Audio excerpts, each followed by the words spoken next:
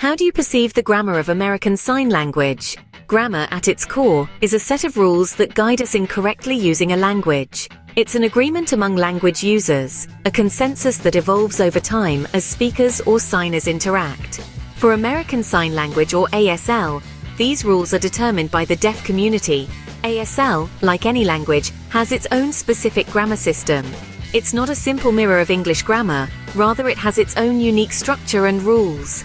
ASL grammar encompasses how signs are constructed, known as phonology, what signs mean or morphology, the order in which signs should be signed, the syntax, and the way context influences signing, the pragmatics.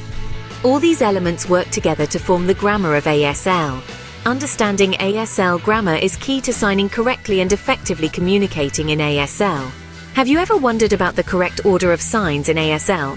Let's unravel the concept of sign order, or ASL syntax. The way signs or words are arranged in a sentence is known as syntax. So when we talk about the order of ASL signs, we're discussing ASL syntax. Now, contrary to a common misconception, American Sign Language doesn't follow a single rigid sign order. Instead, ASL uses multiple sign orders, depending on what the situation calls for. The order in which you arrange your signs can depend on a variety of factors, such as the context, your audience's familiarity with the topic, what you've already mentioned about the subject, and environmental clues that can help establish meaning. The purpose of your message also influences the sign order. Are you trying to explain something, confirm a fact, negate a statement, or ask a question?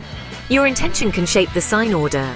Interestingly, despite what many ASL teachers may tell you, typical sign sentences often follow a subject-verb-object order, or just subject-verb if there's no object. But remember, ASL, like all human languages, has more than one right sign order.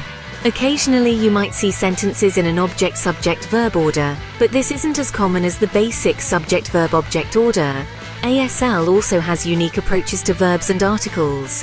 For instance, it generally doesn't use state-of-being verbs like am, is, are, was, were. Similarly, it doesn't usually have separate specific signs for articles like a, and, the. When it comes to tense, ASL tends to establish it early on in sentences that aren't in the present tense. In other words, when discussing past or future events, ASL often sets up a time frame before the rest of the sentence. This is why you might see a time sign at the beginning of a sentence, like "week past I wash my car." So the next time you're signing in ASL, remember that there's more than one way to order your signs. The most important thing is that your sign order fits the context and effectively communicates your message. Remember, the correct sign order in ASL depends on the context and what you are trying to communicate. ASL grammar has some unique features that set it apart from English grammar.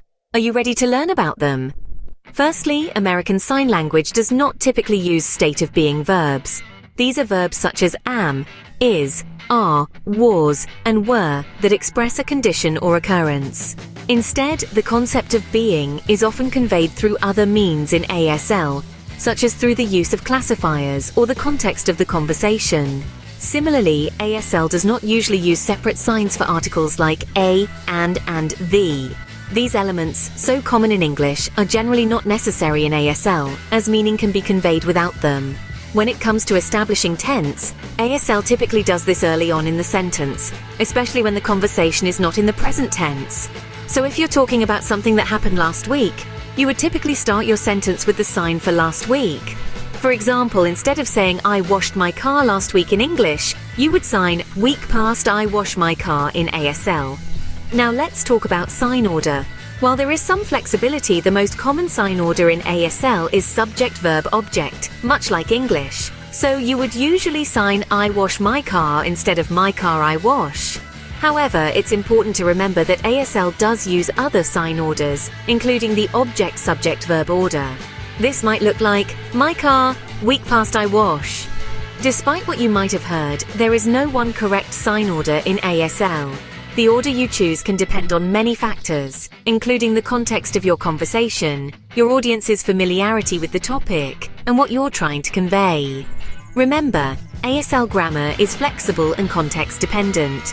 Understanding these rules will help you sign more accurately and expressively.